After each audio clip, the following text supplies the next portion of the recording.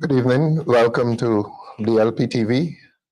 The Thursday edition. What's today's date, gentlemen? The 7th? 7th of August, if no rain, 2025. We begin with smiles, but this evening is a very serious topic. And I will introduce it simply by saying the government wants to tap your phones. And they're going to Parliament tomorrow, presumably to pursue that objective. The government wants to tap your phones. By the Interception of Communications Bill, which will come to Parliament tomorrow. And if the government succeeds, and they have the numbers, they always do, except public pressure is sometimes enough to push them back, as with the cybercrime bill. And we look at the cybercrime bill tonight as well.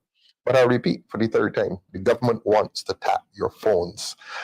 Tonight, we've assembled a panel here to discuss government's proposal to tap phones in response to the crime wave that we've had in Barbados. Let me pause and remind the people of Barbados that we launched our report on the Commission of Crime on Emancipation Day, August 1st. And I don't think that wiretapping is within the many recommendations, is it, gentlemen? I don't think so. Within the many recommendations made in that report under the commission headed by Ms. Verla de Pisa. But tonight we want to discuss this very serious proposal of government. And I repeat, the government wants to tap your phones, your conversations, even by WhatsApp, which we have always assumed is safe. There will be a way to get into your WhatsApp conversations. A lot of us, so many of us in Barbados have stopped using the regular line. And there's a good reason why we've stopped using the regular line. The government wants to tap your phones. For this very serious topic, we've brought in all lawyers tonight, but I've told them not that they're speaking to an audience of laypersons, and they're not going to visit you or overwhelm you with legalese. They're going to talk to you in language that is non-legal. To my immediate right, Mr. Neil Marshall, distinguished attorney at law and candidate for St. Philip South, Mr. Neil Marshall. Neil has been practicing mainly in the civil courts, and his specialty is public law. He's done a number of public law cases and done so quite successfully. Neil, welcome to the panel. Thank you very much. To Neil's immediate right, Mr. Corey Greenridge. He is a corporate lawyer, but Corey has some experience in the courts. He did some litigation a few years ago in civil and criminal. And Corey is also, may I tell the public that you're an ACCA, that you're a chartered accountant as well? Yes. Formal life. I hope. Life. In a form, no, it's not a formal life. You're still an accountant. Corey is a very highly accomplished accountant, and he's also a very highly accomplished lawyer. And he is here this evening to discuss this topic. Welcome, Corey. Thank you so much. Most welcome. To Corey's immediate right, former prosecutor, former police officer of some 38 years experience, now a practicing lawyer in the criminal courts and the family courts as well, and our candidate for St. Michael East, and doing exceptionally well in the constituency from the feedback we were getting. Ensley Grainger is being very well received in St. Michael East. Welcome, Ensley. Thank you. And to Ensley's right, this is the baby in the crowd.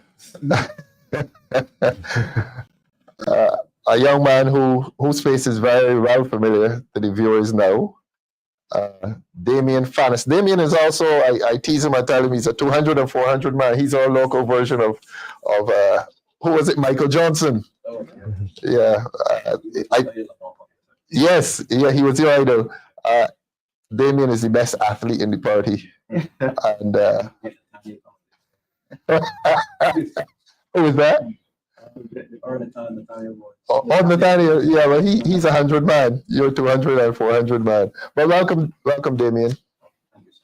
Most welcome. So let's begin the discussion tonight. As I said to our audience, the government wants to tap your phones.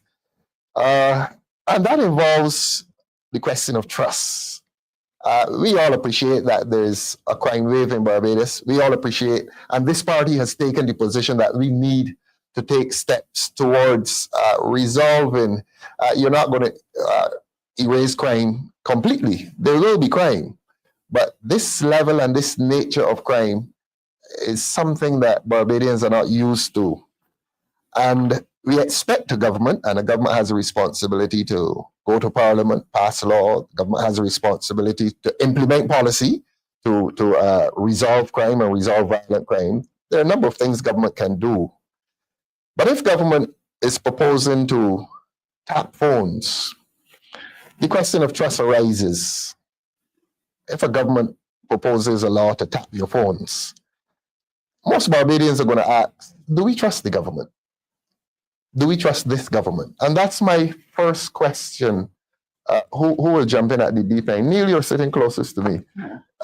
Do you get a sense that Barbadians trust the government sufficiently to give them the responsibility to pass a law which empowers the state and its agencies to tap phones? Is there enough public trust in this government? Well, before I answer your question, I was here musing over the fact that you say that the government wants to tap your phone. Mm-hmm. I prefer to say that the government now wants to legitimize what we and legalize. That's an interesting what point. We have always suspected. Well, say it clearly. You suspect ongoing that there has been phone tapping in Barbados. I don't think that there's any secret that phone tapping in Barbados goes as far back as 2007 with the Cricket World Cup. Mm-hmm. In fact, evidence of phone tapping forms part of the records of the courts in Barbados. Mm-hmm. In a long-standing case, which one of the litigants is now deceased, mm-hmm. and so on. So, at the end of the day, even in terms of the crudeness, where we had a recent episode of a cell phone mm-hmm. falling from on the table in the police station, which we have heard. I don't know how that has been resolved. As crude as it may be, but those are incidents that certainly erode the trust of the Barbadian public in the state apparatus. The state apparatus, yes. In most instances, it has been seen as being the domain of the police force. I shouldn't use that. I'm trying to take the name service off of the police service. Yes. But many Barbadians see it as a force. Mm-hmm. Mm-hmm. But the point is also within the political realm and dynamic that is something that is of great concern for many Barbadians. And certainly that touches at the very heart of trust. If Barbadians trust that the state and all of its entities will use legislation such as this for the furtherance of the objective of providing safety for all of us, that will be all well and good. But it is also seen as an opportunity for the state to go on fishing expeditions, for example, and delving into persons' personal lives. The intention often starts quite well. You know, the road to good intention to hell is paved with good intentions. Yes. So that caught up in the whole debate and issues of wiretapping are many other peripheral issues that affect the very daily existence of persons, which can be weaponized. They don't necessarily have to form part of the purpose for wiretapping in the first place. But let's say what we say, that little collateral information that may be picked up from wiretapping can also be used to weaponize against citizens. Yes. And it causes you great unease. I will not dispute that. Do we need wiretapping in a modern society? where the criminal element has at its disposal a wider array of tools and opportunities, we need to combat them on the same We are going to legs. come. We are going to come to that. We're So going we to come do to need that. that. So save your energy for that We'll do that question. Corey Greenridge, do you think you live in a society in which the people are trusting of the government?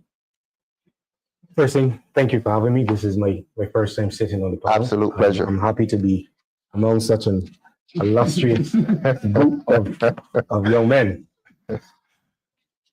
I would put it this way. I think what the people in any society have to trust government to do is to put legislation and to put laws in place that they don't have to trust individuals within government. Excellent. Let me explain what I mean. A legislation will outlive one administration from the next. And we all know that the tides of leadership in any country will change. So today, we might say we don't trust one administration, Yes. but tomorrow there will be another one, because that's how politics goes. Yes. But the laws survive each administration, successive administrations. So the citizens should not have to trust in that way one administration over another. We should trust that when a government is in power, that they legislate for the good of the people, such that the people can rely on the laws that are done in a democratic way. Excellent. If you put a law on the books that has all of these loopholes and don't have proper guardrails to protect the rights of the individual, that is where we have problems. So trusting in any one administration and the next, maybe half the country may trust one administration and half might not. Yes. That is politics. That's politics. But a law like this has nothing to do with which administration you are for or which administration you are against. It affects every single citizen, every man, whether rich or poor, whether white, blue, yellow, or green. Every single citizen, a piece of legislation like this affects, and it should not be a legislation that has a bunch of loopholes, no guardrails, to the extent that an administration can abuse its power. Excellent, excellent. Corey has been the consummate diplomat, the thorough lawyer, in a very brilliant answer, actually. Ensley is smiling, and I'm going to ask you the question directly. The others have given very diplomatic and legalistic answers. Ensley, are you in a society in which you get a sense that the people trust the government enough to bring legislation to tap their phones? What I would say that this question so eloquently and eruditely expatiated on by my two colleagues that it leaves me to the all day. But when we think of this particular piece of legislation, when this is made known to the public,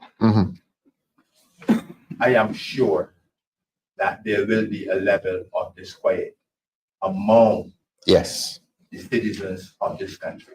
Yes.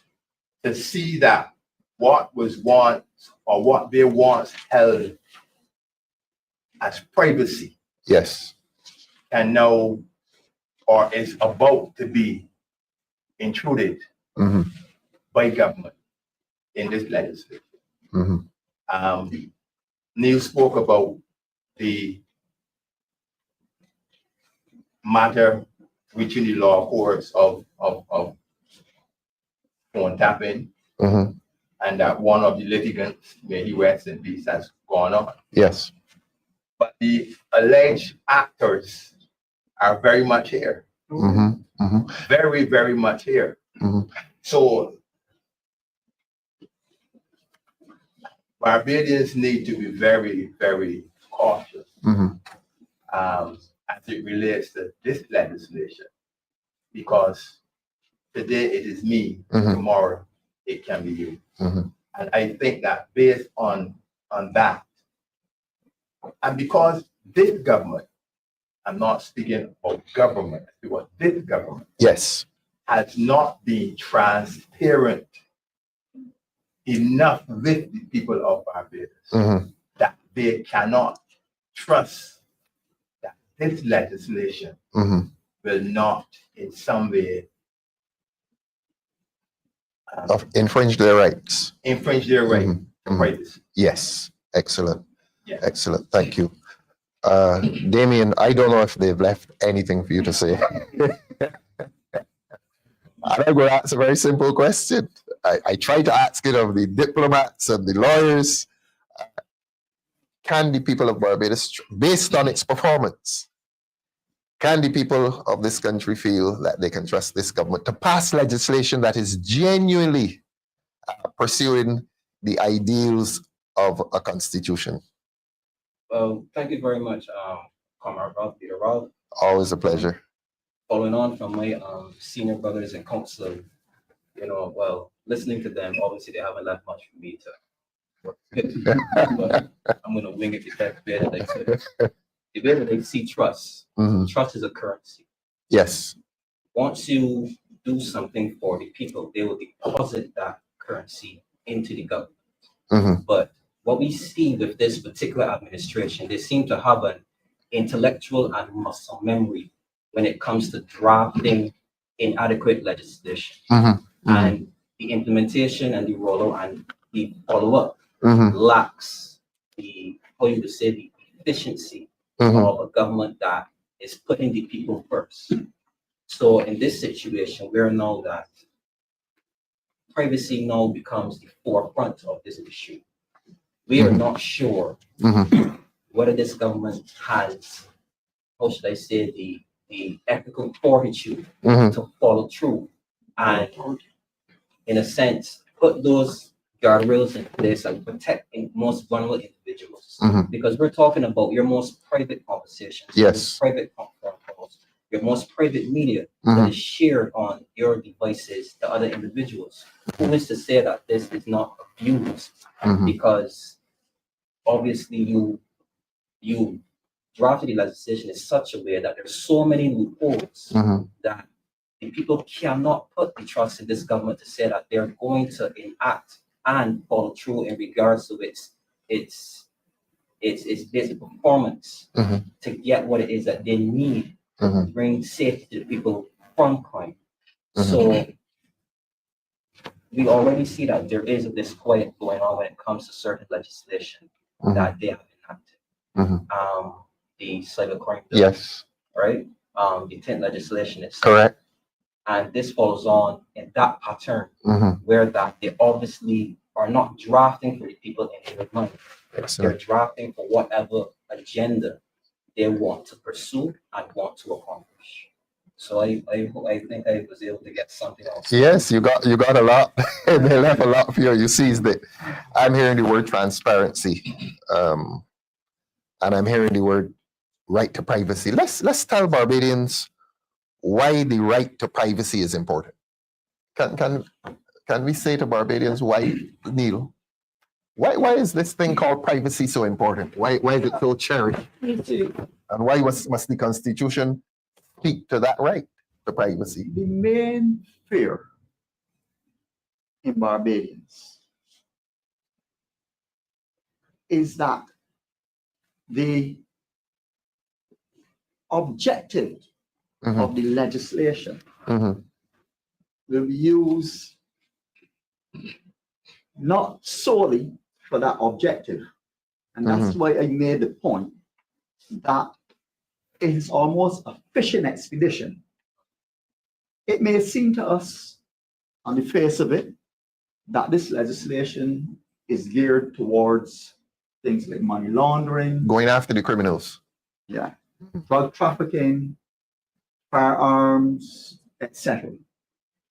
But in gathering all of, in tracing getting evidence as it relates to those particular matters, you have to do like a trawler and drag in a whole heap of things. Including the innocent.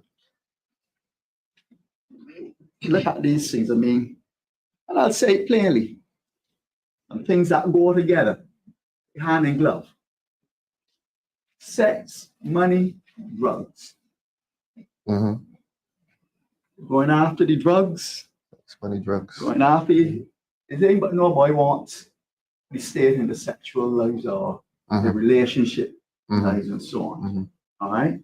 Mhm. Barbados is very much a rumor mongering society too, as well, Mhm. with loose lips and so on. And persons using this legislation can drag in all sorts of unsuspecting persons into a dragnet. Mhm. So, as Corey rightly said, unless some very tight and strict rails are established, look, you know, what is heard cannot be unheard, and what is seen cannot be unseen. Mhm. So, What is said cannot be what unsaid. cannot be unsaid. Mhm. Once you, so that even though the legislation purports to be honing in on certain aspects of criminality in Barbados, Yes. you cannot gather the evidence as it relates to those without dragging in a whole set of other issues that come to bear.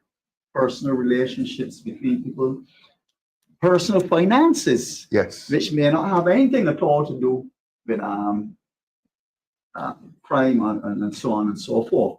And those are things that Barbadians treasure like anybody else, their privacy. All right? And that is extremely important, particularly living in a very small society where everybody knows everybody. Mhm. And as I said, using that additional information, Mhm. weaponizing it Mhm. against persons.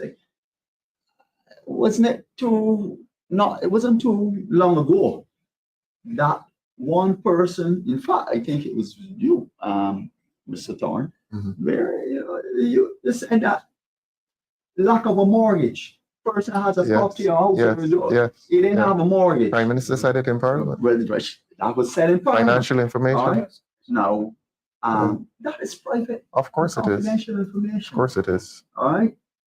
And I don't think that is one of the objectives of legislation like Mhm. this. Mhm. But it is used in a manner, that information can be used in a manner called to cast aspersions. It shows a upon propensity, persons. Neil. Yeah, It shows a That's the- propensity that's of the the government. important thing. How can you trust the government that says that kind of thing in Parliament, that discloses a person's financial information? How can you? Corey, why you tell Barbadians like Neil, why this thing we call privacy? Why is it so important? I will take it first from a legal perspective Yes, please. and then from a practical perspective. Yes. I want every Barbadian to know within our Constitution, which is our supreme law, it provides for the right to privacy. Excellent. It's in the Bill of Rights. It provides for the right to privacy. So we are not a society that allows for the invasion of a government into your personal lives. Mhm. The Bill of Rights, and I'll say it again, enshrined in our Constitution, Mhm. in our democratic supreme document, is the right to privacy. Mhm. Mhm. From a practical perspective, when I go to my home on evenings after work, Mhm. I want to go into my home, close my door, Yes. me and my family. That is our private domain. Yes. You get on the phone and you talk with your wife or your girlfriend or your husband. That is a private Yes. domain. Yes. And we as citizens, we as human beings, part of our lives is about maintaining privacy. And I Yes. use the word vulnerability. Mhm. Mhm. And that's why I said this issue has nothing to do with whether you support B's or D's Excellent. or P's or E's or whatever the number of them are now. Mhm. Every human being in our civil society, every citizen of Barbados enjoys Mhm. the idea of privacy. Yes. There are societies in our world that just do not have it. Communist societies are, the government has its tentacles into everything that you, Mhm. dictatorships, Mhm. governments have the tentacles. So we in Barbados, in a democratic society, we enjoy privacy. No one in this society wants to feel vulnerable. No one wants to feel exposed. No one wants to feel as if your inner thoughts or your personal conversations that you would not go into your workplace and share, Mhm. that you would not go into the biggest employer in Barbados is the government. Yes. You don't want to have all of your stuff out there. So privacy is a critical part of who we are as a people. Mhm. Here you have a piece of legislation that is saying this is going to be a legal mechanism Mhm. by which we can intrude on a person's privacy. Make no mistakes. The individual rights that you have, Mhm. there are legislations that can restrict your rights under certain circumstances.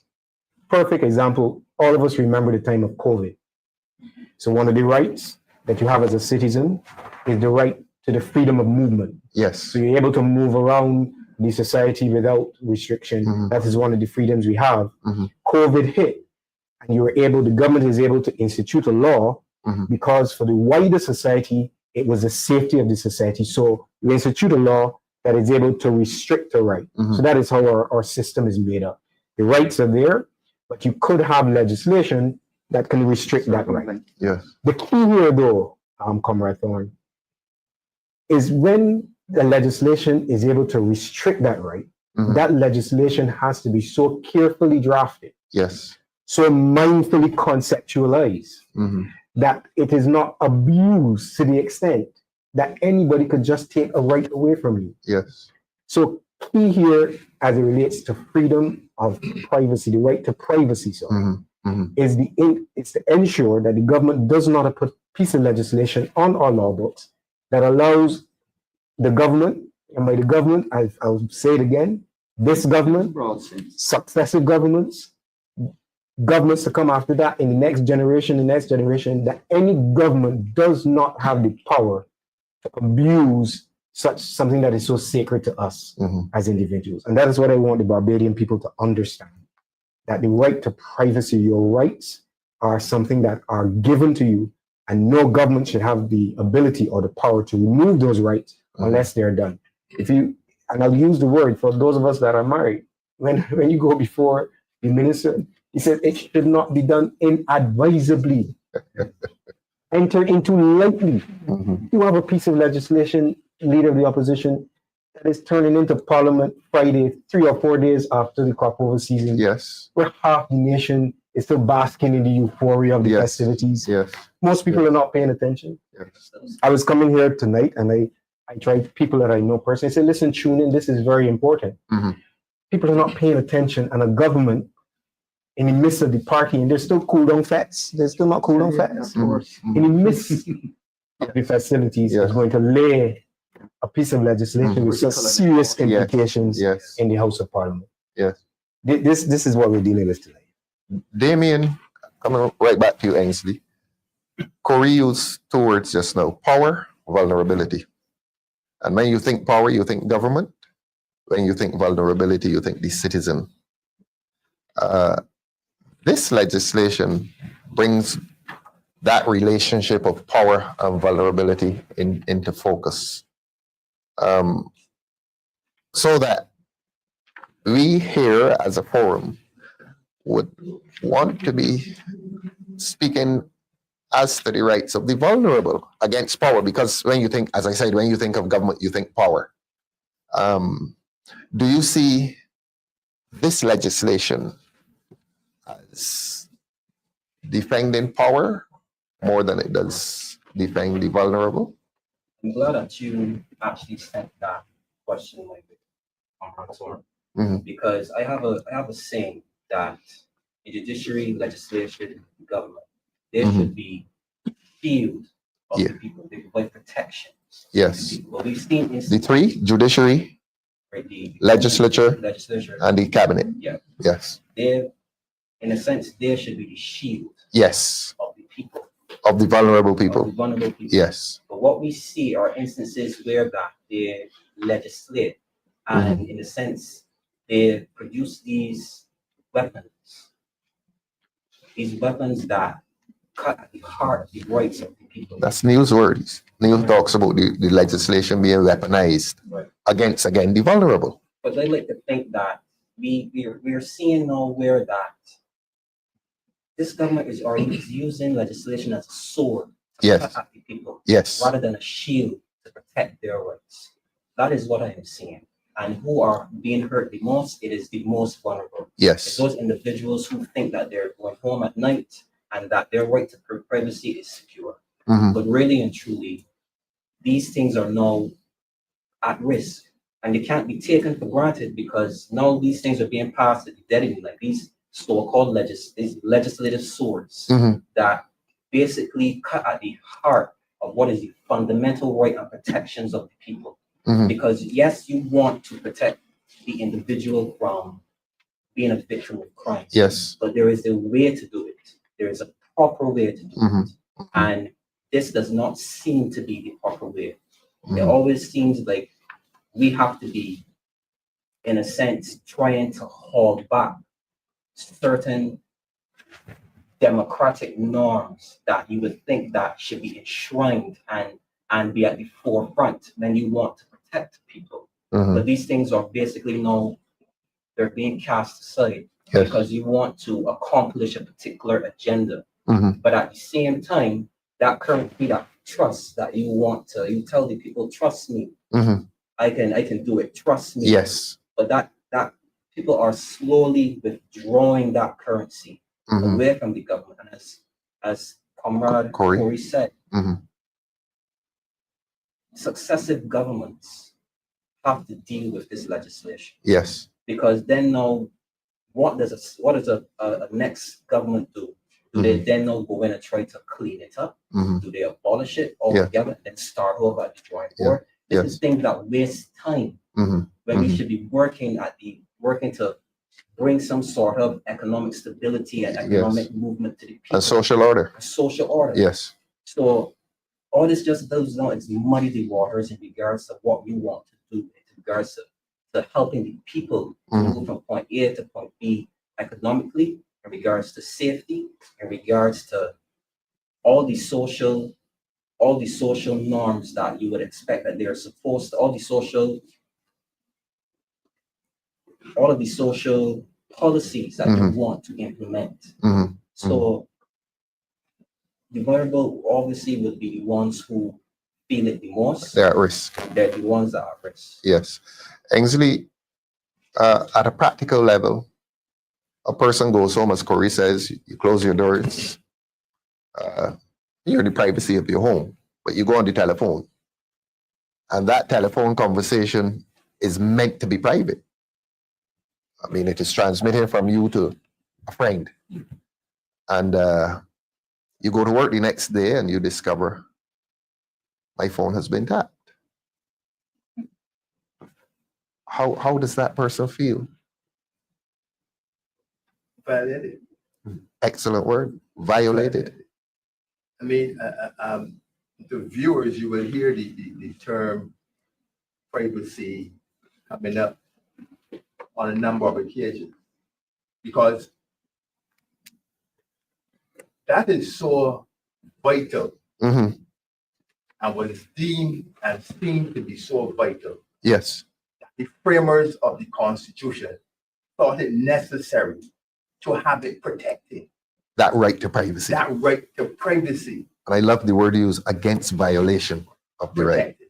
Yeah. So if I'm having a conversation, which I deem Mm-hmm. to be private. Mm-hmm. You're not shouting through the window. No. You're on your phone. In the confines of my house. Precisely. And I am speaking to a person.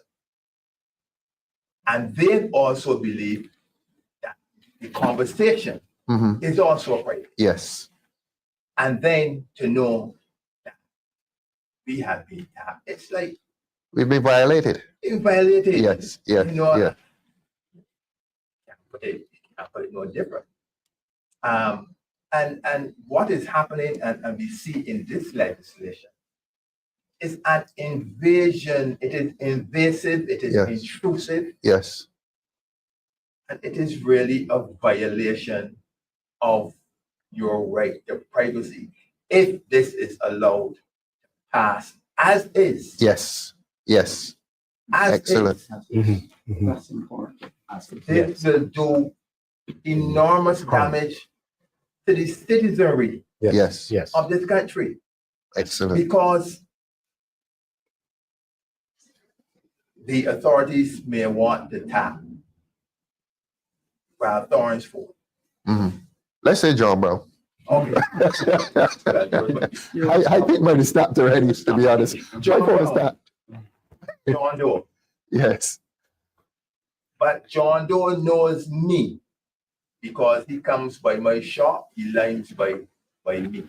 You know what? I am also attacked Yes. because they want to know if John Doe is communicating with me. Correct. Correct. So therefore, I might be communicating with somebody else. And they have gone into my conversation unknown to me and has nothing at all to do with John Brown, or John Doe as it were. So this whole this legislation, it is risky. It is risky, and it must be resisted in its present form. That was my next question. I was going to come back up the aisle to you, Corey. Should this legislation, in its present form, what is coming to Parliament tomorrow, and this is coming to Parliament tomorrow, we've been given notice. Should this legislation in its present form be resisted by the public? Should we protest against it? And that is why we're here tonight. We're here to educate the public as to its content, and we'll come to the content soon. But we're giving a general overview. Are you going to be advising the public to resist this legislation in its form? Wholeheartedly. Wholeheartedly. And I'm glad that Ensley mentioned it in its present form. Yes. Because I think we can all agree, and I believe you said it, Mr. Thorne, in your introduction, that Mr. Thorne, Ralph, man. that common sense measures to fight crime, they're needed. Yes, definitely. Wiretapping, we don't want to miseducate the public either. Wiretapping legislation exists in Canada. That's right. It exists in the United States. It exists in Jamaica, Trinidad, Guyana, yes, and several states within the OECD. yes. So we're not up here sitting down saying, no wiretapping legislation. Excellent. In its present form is what is critical, and we want the people of Barbados to understand that what we're seeing. Well said. I'm not one that is prone to hyperbole, but I'm going to tell the public that this piece of legislation that I have in my hand is garbage. Excellent. If I were to flip through the pages, you see all of my red notes. Yes, we're going to come to the overview just now. I'm right, but just to say that every person that has a platform or voice should resist this legislation. And we're going to come to all of the ones. Yes. I'm going to go further. Every independent senator should resist this piece of legislation. I'm going to go in further. its present form. Yes. I'm going to go further, Neil. Every government senator should resist this legislation. Every leader of trade unions should resist this legislation. Every broadcast, print journalist should and let us always say in its present form. In its present form. They should all resist it wholeheartedly. Well, look, Neil, let us fast forward. I had a few other preliminary questions, but I think we've answered them in some. One Yes, please. point, huh? Please. And Corey really brought a whole dragnet of entities that really start to be very seriously affected by this legislation. You spoke about trade unions, your right to freedom of association. Yes. Who do you belong to? Who do you affiliate with? What plans do you have? This party as itself has various trade unions and movements. Potential victims. All potential victims. And I want to disabuse the viewers' minds then, because we use the term wiretapping quite loosely. But they also, and we often think of the verbalization that is being intercepted, but it also includes in its written form. So that communication, it speaks of communication. You don't only communicate verbally, you communicate written, and so on and so forth. And you know what? It's amazing that the state itself could be presenting legislation such as this that would allow through a warrant to access persons' private affairs, as you said, bank accounts, this, that, etc. You know, the government really should lead by the front. That's the truth. For a very long time, they have sought to, in fact, they championed the whole idea of making disclosures, financial disclosures of assets of parliamentarians, and they have not gone anywhere. They that. they But that's dead in the legislation. water. Yes. But yet you're now bringing a piece of legislation that has a very real potential of exposing all of people's private financial That's affairs correct. and so on. That's correct. And that's why I say my main point is not the object of what the legislation seeks to do, but the weaponizing of what would be otherwise nebulous The potential. information that is holding in that dragnet. All right. Look, the person with the nicest voice will now turn to page 39. Let us educate the public, and that's the first schedule, Corey. Let us tell the public the offenses that are intended to be suppressed by or covered by this legislation.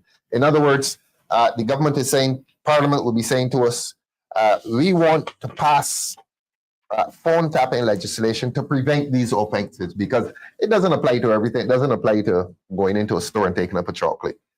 Corey, you have it? Yeah, let's read for the public the first schedule, the list of offenses intended to be covered by this legislation. Certainly. Yes, thank So you. we very have much. murder, we have Yes. treason, terrorism. You're going quickly though, Corey. let the public let it Let it soak in. yes. So any and I'll preface by saying it is supposed to be if you suspect, even if you suspect a crime is going to be committed, Yes. or the gathering of information in relation to a crime that may have already been. But excellent. So murder, Yes. treason, terrorism. The public knows what is treason. We don't have it around here very often. We've never had it. It's on the books. Okay. Trafficking in persons, Yes. yeah. Kidnapping or abduction, money laundering, Yes. the producing, manufacturing, or supply of drugs. You have the transportation of dangerous drugs. And that's under the drug Drug abuse prevention, which is prevention. the usual cocaine, marijuana. Yeah. Yeah. The importation of drugs. So it covers all of the movement, the possession, and the importation of drugs. Yes. Then And you that's have normally the hard drugs, the hard drugs. which would be mentioned in that act. Cocaine, marijuana. Yes, thank you. Then you have the importation, exportation, or transshipment of firearms. So that's under the Firearms Act. Yes, And then the ammunition that is included as well, yes, firearms again. and illegal possession of firearms. So it Right. covers what we in society would understand to be the very serious, Serious offenses. offenses. Yes. And rightfully so. Yes, Rightfully rightfully so. so. It is not, yes. we want to be So we don't clear. quarrel with this. Yeah, it has to. In other words, we know what is happening in our society, Yes. especially with the guns. Yes. You do want measures and you do want legislation that is in place that Yes. can prevent that sort of thing happening in our society. So it's, And that the drugs seem to be connected to the Connected to the- firearms. So it correct. makes sense to cover both of them. Correct. Murder. Excellent. we have arson as well, Yes. and we have any offense under the. Corey, you missed 13. Yeah, I just was going back. Yes, please go Any back to offense 13. under the contrary to the Prevention of Corruption Act. That's interesting. Very interesting. That's interesting. Prevention of corruption applies to politicians. Correct. But here we have, and we're going to come to it, or we'll come to it later, but it is important to note that this legislation deals with prevention of corruption. Yes. The prevention of corruption pertains to politicians Very and specific. public officials. Yes. Very specific. And later on, we are going to tell the public why this is so important. Correct. So we put a bookmark there as Yes, well. please. Yes. Yes. Arson. And then of interest here, number 15 says an offense for which the penalty on conviction is imprisonment for 10 years Or more. or Vague. more. A very vague thing. And that is part of what is in this legislation. They have some specificity, and then there are these catch-all, vague phrases that leave you in a bit of wonderment as to what they mean. Dragnet. Simply, I mean, and I don't want to get into the. I would ask the public to forgive us. I would point to the justum generis rule, where general words, Yeah. where particular words are followed by the general. general word. general- Exactly. Will I mean, again, be of a- curiosity, and I'm sure Neil, Ensley, just and- doing a little bit of and- showing off. yeah, these guys would agree with me. It says, just for the public to know, Mhm. conviction of a crime and then the sentencing is the purview of the Of the judiciary. judge, yes, So precisely. there's no law enforcement unless it's a mandatory sentence. Yes, unless it's. Unless you know it's a very specific mandatory sentence. There's no law enforcement officer that could come and tell you this crime that we are now wiretapping for will carry a sentence of X, Y, Z. Mhm. So this is vague and a bit Vague, nebulous. yes. Yeah. Removing that discretion from judges. Correct, So, correct. already- So it's a bit, but I promise you, the panel promised the public, this is one of the most egregious thing in this. This as nebulous as it is, this is but a footnote to some of the More the egregious. broad, Yeah. egregious Yes. loopholes that exist in this legislation. I'm sure we'll get to many of them later. The final one here is aiding and abetting Any of the conspiring to offenses. commit any Any of the offense offenses. that is referred to. So Earlier. if you participate in it in any way, Yeah. the act seeks to be able to wiretap you in order to gather evidence to prevent or fight that particular crime. So that we're basically telling the public that we're not opposing these serious offenses. No. And we're not opposing phone tapping in relation to serious offenses, but the mechanism of the phone tapping, and that's where we're going to get into the legislation itself so that we can justify what we say. I had a question here, Corey, and others. Do all the offenses that you just mentioned justify phone tapping? My short answer would be yes. Yes. I think Okay. I think it would be irresponsible for us to Yeah. be heavily critical in this season in terms of the levels of crime, Mhm. and then be able to say to the public, there is a tool that can be used Yeah. to fight drug trafficking, human trafficking, Mhm. trafficking of firearms. There is a tool that can be used, and as we pointed out earlier, wiretapping legislation is not something that's new. It Mhm. is used throughout Western democracies.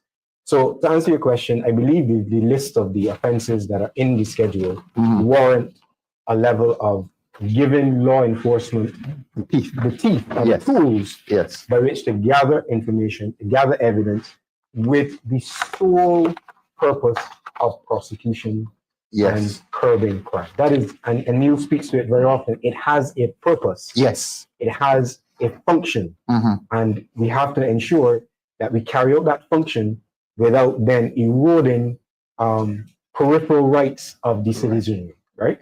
And Neil has been focusing on the potential abuse Yes. of that function. Yes. That here it is, this legislation is saying, look, we are going after these offenses, named offenses.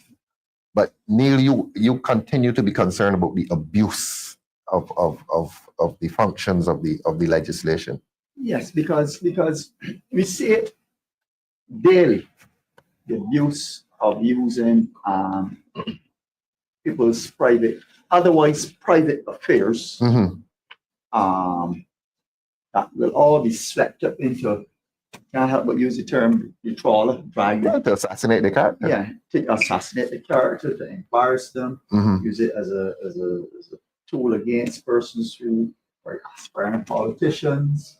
A whole range of things that have nothing at all to do with crime, but which sometimes people are not necessarily proud about in their day-to-day thing. Lives, matters involving your children, matters involving your spousal relationships, your family, friends, and so on. And again, it is very well to be used as a tool to second-class aspersions on the character of persons, sometimes to suppress them from speaking out. You speak about people like whistleblowers. You use something in the private life of a potential whistleblower to try to, pin them into a corner, so that they don't have that freedom Mhm. to state what needs to be stated. Mhm. But Thorne, you spoke, and I don't know if you're going to go back to it later, but you spoke very specifically on that matter of in number 13, the Mhm. offense on the contrary to the Prevention of Corruption Act. Mhm. Unless you Oh, no, no, I invite you. You said that Speak is to that. that is a piece of legislation that is very, very specific. Mhm. Very, very specific for public office. Mhm. Public officers who are elected official Mhm. or otherwise. Or appointed Or official. appointed Yes. official. You know, of note, I will say this also is that we're in a society where we expect that the rule of law will be applied equally and across the board. What of interest in this piece of proposed legislation, and we have to really examine, is that it provides no exemption from these who is subject Yes. to this. It's all It embracing. doesn't have exemptions for people like the president Correct. and so on. I mean, Or prime minister. Or member of Prime cabinet. Minister, member of cabinet. We could all debate, and we will say that why should they not be included? Mhm. But at the end of the day, we still do have to be careful. Who really, and we'll get to that, huh? Mhm. I'm So going to come to it right we're gonna now. Come to it Right now. because Turn to we page, have to turn to look section at 25, how- gentlemen. how these guardians, or the body that Mhm. comprises this commission that will Yes. manage and how they are appointed. We're gonna have to ask the question ultimately, sir, as to who guards then the guards. Precisely. The role of a minister. Well, I know you're very strong on that, so I'll leave that for you, but at the end, so I'm just giving you a little info. But the role of a minister in the appointing Mhm. of the commissioners, number of commissioners, and so on. So then who turns around and guards those The guards? Who is the minister himself susceptible Precisely. and subject to the legislation? Before we come to the Independent Monitoring Commission, we have a lot to say about that. There's a process, and let us educate the public as to the process. The police service thinks that they have a man who is involved in one of these offenses, which you named at the first schedule. And there's a process. They apply for a warrant to seize his communications. Correct? Right. Yeah. So Tell us about that process. right. So the broad strokes of how the process works as Yes. it's laid out in the legislation. The legislation names two individuals, Mhm. and they call them the authorized officers. That's correct. The two individuals are named the Commissioner of Police Yes, and the Director General of the Anti-Corruption and Anti-Terrorism Agency. that's right. That's right. Those two individuals are the only ones that are permitted under the Act Mhm. to effectively use wiretapping. Of course, it would be Commissioner of Police and pretty much the police Yeah. force, and then the anti-terrorism. And they apply for the Right. warrant. So what happens is that those two persons can do wiretapping under two conditions. Yes. I think unless you read it carefully, you may miss it. It's Mhm. in section 5, and I think all the Mhm. gentlemen here have taken a look. Yes, Either of those persons can go to a high court, a high court, and which is what we advocated earlier. Yes. Not a magistrate's court. not a magistrate's court. Take this Must go to the- seriously. Go, must go well, to not the that you high court. don't take the magistrate's court seriously, but they're greater safeguards in going to the higher judiciary. So either of those individuals can approach the high court Mhm. for a warrant For a warrant. to intercept communication Right. to wiretap, and all of what that entails. So they go, Mhm. present evidence, Yes, say, look, judge, we have evidence, so and so and so and so, correct. and he may be involved, and the judge Gives a warrant. Now issues the warrant. it would be remiss of us if we did not say we have a very competent judiciary. Of course. So this is not a complaint in terms of the Correct. ability for Correct. a judicial officer So To far, we're review- fine with it, right to because it is review operating at the level of the police and the judiciary. and the judiciary. Good. And that is something we said earlier, Clark. Court of competent jurisdiction go, you have evidence. John Brown is involved in the importation of firearms. We suspect it. These Yes. are evidence. This is the evidence. You present that to a judge. Mhm. The judge looks at it. The legislation provides for the conditions under which the judge will review that evidence. Yes. And if he's satisfied that there are reasonable grounds, he will issue a warrant. So far, so good. So far, so good. Yes. I will tap back to say that that application to the judge is by what we in the legal fraternity call ex parte. Yes. That simply means to the public that if John Brown is suspected of a crime, Mhm. police, the commissioner of police can go to the judiciary without having to inform Correct. John Brown that we're going. Correct. So John Brown is not going to know. Although he's technically party to the proceeding, Technically, he's party to the Yes, proceedings, but but he's not informed. you can't inform him. You can't inform a man that we listening into your criminal So activity. are we going to get a warrant to do that? Good. Makes good sense so far. Everybody's on board. Mhm. This is the part. So remember I said there are two ways in which they can affect warrant. These two individuals and their agencies Mhm. can affect wiretapping. Mhm. The first way is by warrant. Mhm. Section 5(2)(b) Yes. Mhm. allows these individuals Mhm. to wiretap without a warrant. Without a warrant. Without a warrant. Take us to that section, Mr. Greenridge, 5(2)(b), please. 5(2)(b). Mhm. It allows these 5 subsection 2 subsection. B. It allows these people, these two individuals that are named the Commissioner of Police and the agencies, the Director General of the Anti-Corruption and Anti-Terrorism Agency, to affect wiretapping. One, if it is in the interest of national security. Yes, that's Two. urgent. The prevention and detection of certain crimes that we just listed. Yes. So yes. even so, if they respect that, they don't have to go to the court for this A legislation. matter of urgency. No, it does. No. It's not even urgency. Not even urgent. It's not even urgency. Mhm. And this is where this legislation begins to break down. Mhm. Because it tells you a warrant, yes, but this Yes. section B allows the Commissioner of Police and his department and the Director General to effect wiretapping Mhm. if they suspect that is under the interest of national security, Yeah. if they for the prevention and detection of those crimes Right. listed, for the safeguarding of the economic well-being of the Right. state. So you're telling the public that there are instances in which they can bypass the High Court. Yeah, they don't even need to go to the High They Court. don't need to go to the High It's Court. not even a formality bypass. of warrant. The legislation says you can wiretap. You can wiretap. If you so let's Tell say those categories again in the interest of in the interest of national security, yes.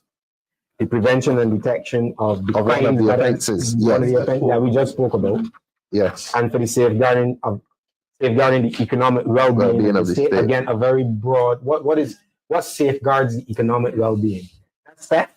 So in other words, if somebody's stealing something that I don't know what that is, and then you have for international mutual assistance. That's treaties that allow you to share criminal information. So what is very important that the public, and this is why when you asked me earlier, I said every man, woman, every agency, no matter what political persuasion you have, go to social media, and even if you don't understand what we're saying here tonight, ask some questions. Yes.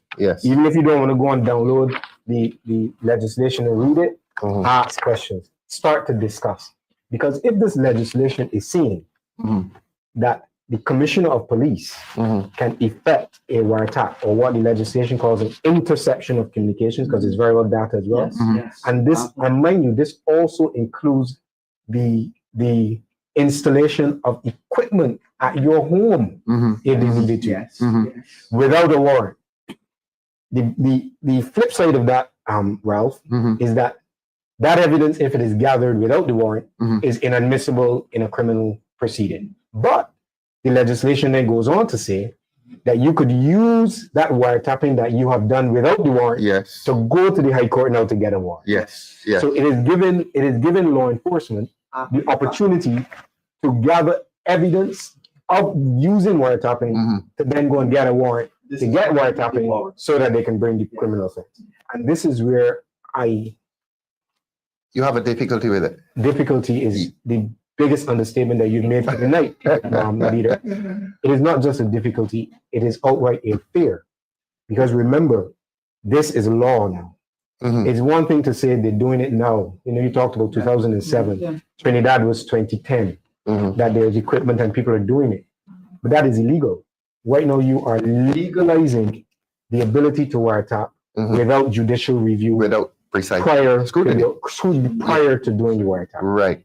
Warrantless wiretapping is in the legislation. And I wanted to say to you, Corey and Neil and others, based on a judgment made by the authorized Yes. officer, Yes. based on his judgment as Commissioner to of Police. economic well-being, And- national security. And That's a judgment he made. Really. And mind you, and sorry to cross you, given it, if for some reason, let's say John Brown was wiretapped under this section 52B, Yes.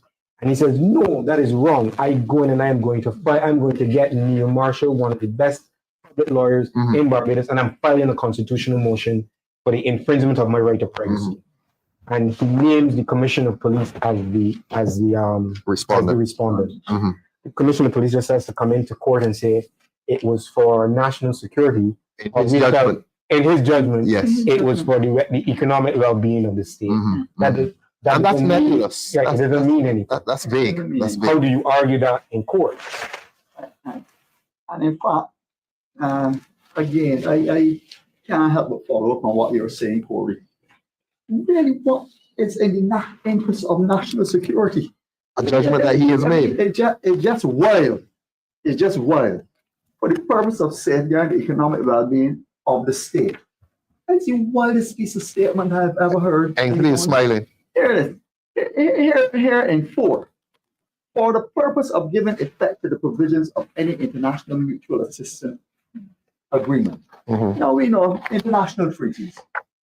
I mean, as students of international law and so on, we know that these treaties are generally unenforceable unless they are then Incorporated international law. incorporated Mhm. into local legislation. Yes. Yes. So this is also quite vague and nebulous. So we have a real serious difficulty, you know, in terms of the director of Director, the Director authorized- General of the. Director Mhm, General. Yeah.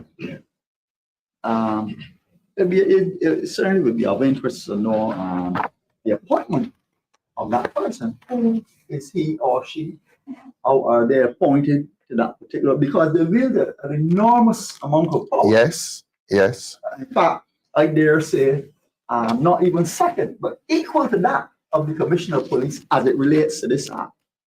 And we only have one Commissioner of Police in Barbados, as far as I Mhm. know. Well, You know, let us come to those relationships then that seem to give power to the person who appoints. Let us come to this independent monitoring commission. Now, Corey, you have explained for the public that the process is started by Commissioner of Police. He has his suspicion. Mhm. He goes to the court, gets his warrant, and we have no difficulty with that. But then there's something called, and he can initiate the process without the warrant. Yes. In this case where he thinks that there's a threat to national security or to the economic well-being of the country. But let's come to this thing called the Independent Monitoring Commission, Section 25. And I'm not going to burden the public with the names of the sections. Yeah. There's this establishment of an Independent Monitoring Commission. Tell the public what that Independent Monitoring Commission is about. Certainly. Prepare yourself, Paige. They're coming to you just now. Certainly. So, just to recap, we want to make sure that the public is following us. Just as you Yes. said, Commissioner of Police, he has the power to effect wiretapping. He can either do it by a warrant before the High Court, Mhm. or for these 4 or 5 things, he can do it without a warrant. Yes. The legislation then establishes the Independent Monitoring Commission, Mhm. which is supposed to be the guard dogs of what the Commissioner of Police is doing, Correct. right? That independent commission is then supposed to receive reports annually from the Commissioner of Police with all of the statistics of all the warrants that have been served and executed, all of the wiretapping that have been conducted. Mhm. That information is supposed to go to this independent Independent. commission. Yes. Independent Monitoring Monitoring Commission. Commission. Yes.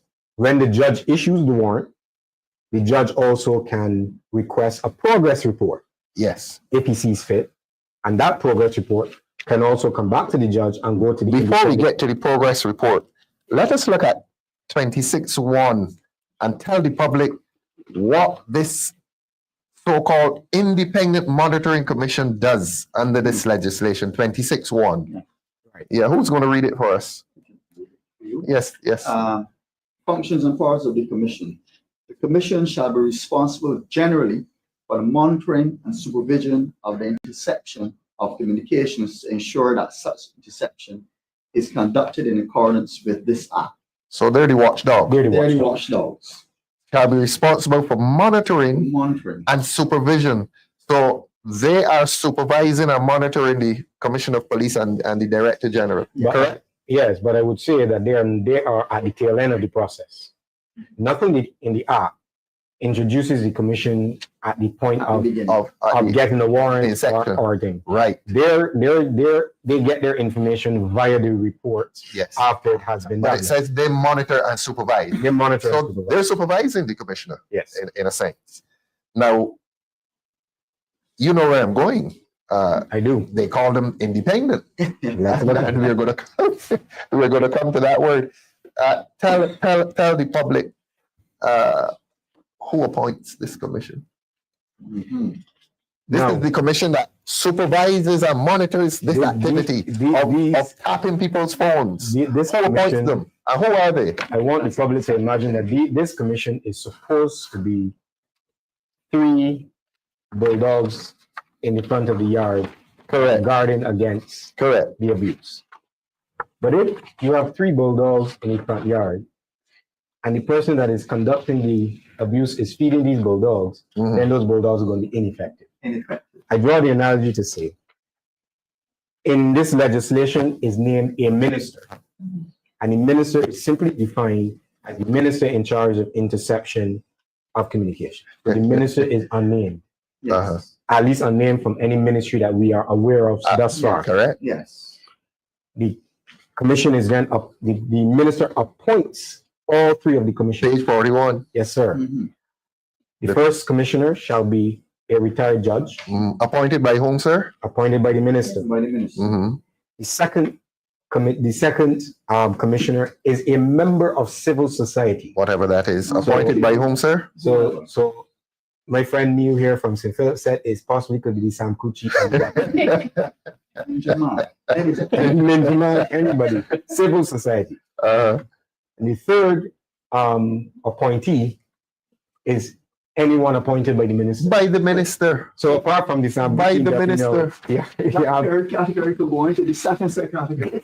Anybody. You could pull, you could, And- you and could- tomorrow you could go up to 111 Robert Street and the first person you see coming out, Robert. we are Put him down. making and you call it an independent commission. How independent is that? We're making Brother smart Ensley? mistake. But does it say, it speaks of the third person nominated by the minister? And yes, and therefore, yes, all appointed by the minister. All appointed by the minister. By the instrument. Yeah, the minister appoints all of them. Yes, subsection. And the point I was going to make is that we made light of it just now, but it is a very serious thing. It is very Because serious. remember, we started at the onset of our discussion, recognizing the vulnerability of the citizenry to something like this. And if you are purporting within the legislation to put guardrails, watchdogs, Yes. and then turn and say that a political figure is the one that is going to appoint That you, is constituting that commission. then you're back to square one. Precisely. No guardrails at all. Precisely. It really speaks to, I think, scant regard Yes. for the well-being of the citizens And for principle. and for the principle of what the Constitution provides. Precisely. The Constitution provides for the right to privacy. I'll go over to Ensley. Yeah, yeah, Put in Ensley. a reverse gear Mhm. back to Tory, earlier of section 42 and the interception without the warrant. Mhm, mhm. Where that, or he said it's illegal what was gathered. Well, not illegal, it's inadmissible in court. So this makes it legal. The case is submarine. So what happens is if the police if the police does an operation of wiretapping without the warrant, what the legislation says is that evidence, that wiretapping that is gathered under those circumstances is inadmissible in a criminal offense. But what it does, it allows the police to go to the judge and then say, listen, we have this evidence that we gathered through our wiretapping. Give us a warrant. Give us a warrant. Now to go and do more with wiretapping. Give us a warrant. We already have it. As we know, illegally obtained evidence is admissible. It's admissible. As long as it's credible. That's credible. Yes. And it's relevant In the British system, in the American is not. In American, it's in not. American. Yeah, The point is we yeah, have here a yeah. conflict between the statute, So, obviously in the common law. So even though what Submarine may is- be, Yes, that's correct. what might have done without the warrant, Mhm. if there's credible information coming up. Yes, it's admissible. Admissible. Yes, yes. I will defer to the criminal lawyers here, and I haven't been to the criminal bar. Yes, in 8 years. illegally obtained evidence is admissible in court. Yes, I know. But In the remember- British system, in the American system, it is not. Right. But here, remember, it is not illegally obtained. Because remember, you have an act of parliament Mhm, that mhm. allows you to That do allows it. it. that. Yes, yes. So the argument, That happens on the sleep argument position. becomes circular. Yeah. You understand what I'm saying? But All right, let us not lose our public. yeah, We behaving like lawyers. Yeah. Let us start talking to the Yes, public again. At one point I want to raise here, he's really, Corey will speak as to the number composition of the commissions. You're very passionate on that. I totally adopt your position. But I made the point earlier where the schedule says having these three persons for the Mhm. commission, Mhm. a retired judge, a member of civil society, Mhm. and a person nominated by the minister. You can then ask that the chairman shall be chosen from among the number of commissioners. Now, I must say that it is quite ridiculous to have a body that Mhm. has one of its members sitting at the apex of the judiciary. And that's as a judicial officer. Being then find himself subservient in the sense, all the commissioners are equal, I would agree with that, but the chairman holds that just special power in terms of casting votes, setting agendas, etc. But to subjugate him to a person whom the minister himself might determine Might be Ninja might be Nenjaman, should be the Look, chairman. Neil, read it for the public. Go to page 41, rule 2, and tell the public who appoints these three Should commissioners. be appointed by the minister by an instrument in writing for a period of 3 years and should be eligible for reappointment. Right, that's important. Yeah. And this is called an independent monitoring commission appointed by a minister of government. And we know who that minister of government will be. It cannot be independent because no one is above the law. The person who appoints, and I'm not personalizing it here, the minister who appoints these people, if he is given the power to appoint these people, in a practical sense, he elevates above the law. Yes, But yeah. he chooses them. Now, in terms of the chairman shall be chosen from among the number of commissioners, and that section speaks to the power of the minister. I don't think that this chairman is chosen from among it's by right. his spirit. Well, look, It's look, through the minister. As the party, The let minister will us choose The that chairman. let us tell the public, do we agree with a minister appointing these three commissioners? And if we don't agree, who do you, Damien, I'll come to you. Who do you think, let's discuss it. Who do you think should be appointing these three commissioners? Well, it should not be a minister for sure. Good. Maybe we can put it in the hands of the president. Of the president, head of state. You would think that even though the president is a political appointment itself, you would think that the office is elevated to a Yes. person beyond policy. Yes, yes. So then you would bring that integrity and that autonomy in regards to appointing persons. So you say the president. I say the president. Who do you say, Ensley? Anybody other. Anybody other than a minister. But who is deemed to have that person be an independent in thought, Yes, yes, independent of yes. mind.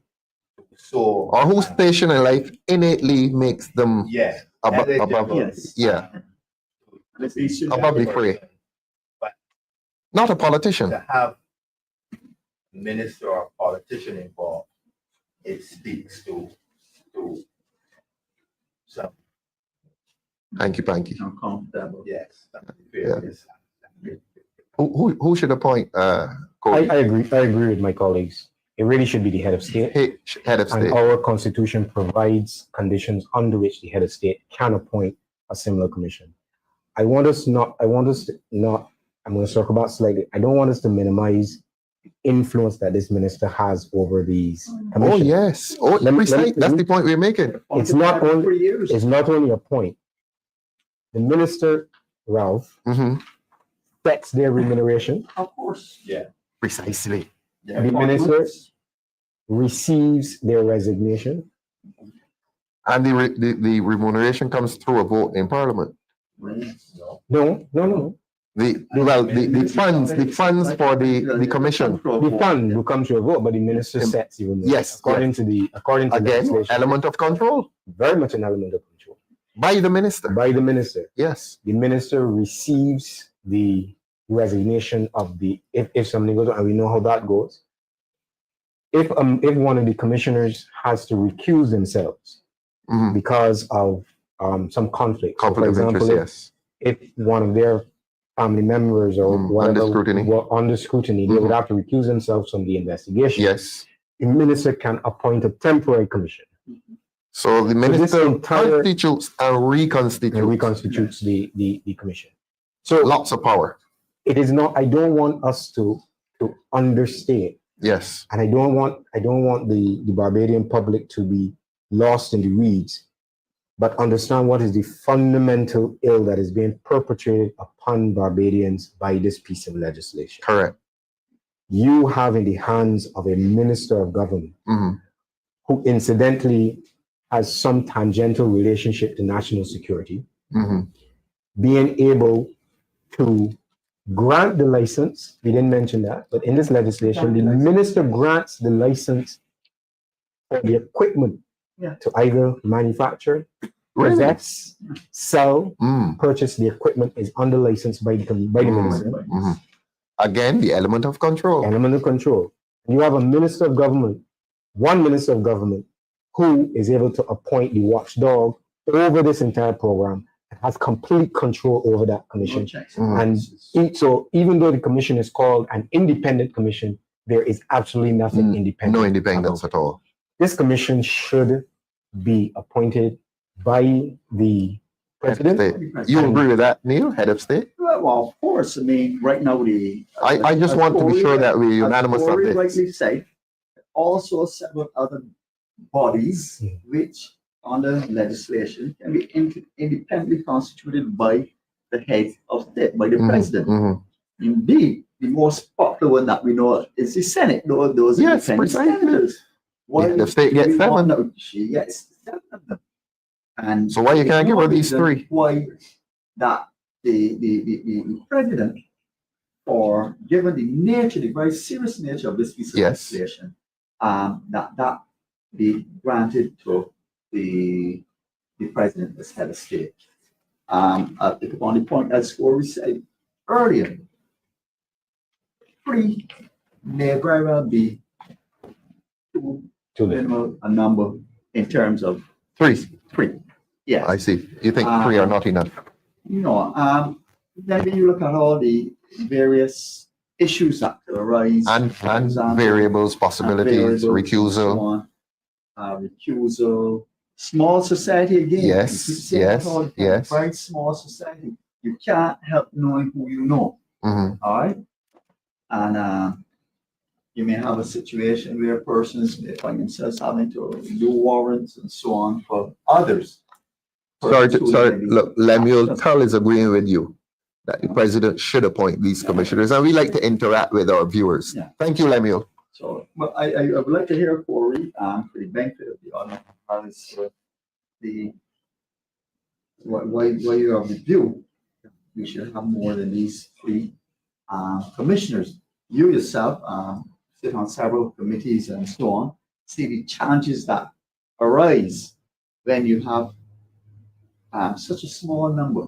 They seem small and nimble for getting business done, but it presents some practical challenges and so on.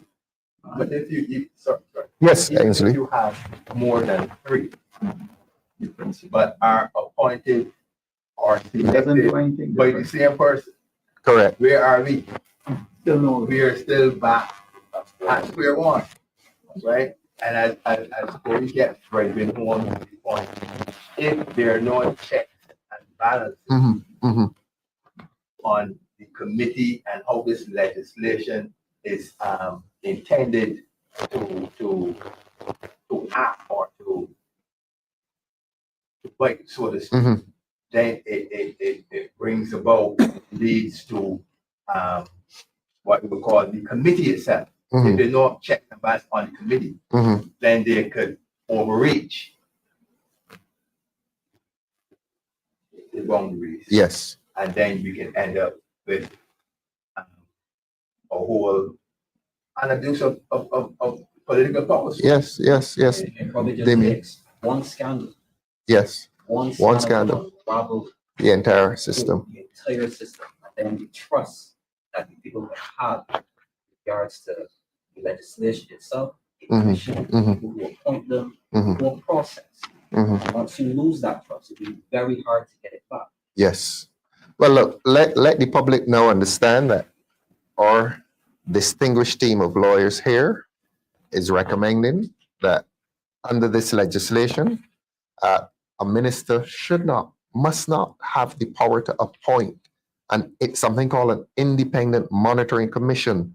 And that this team, this Democratic Labour Party, takes the position that appointment of an independent monitoring commission must be genuinely independent, and that appointment must be made by the head of state and not a minister. A minister who is himself or herself possibly subject to scrutiny. We agreed on that? Of course. Good. But I As we all are. Yeah. As we all are. Also- Possibly I subject to also scrutiny. want to add, Corey made a very important point. I'll reiterate it again.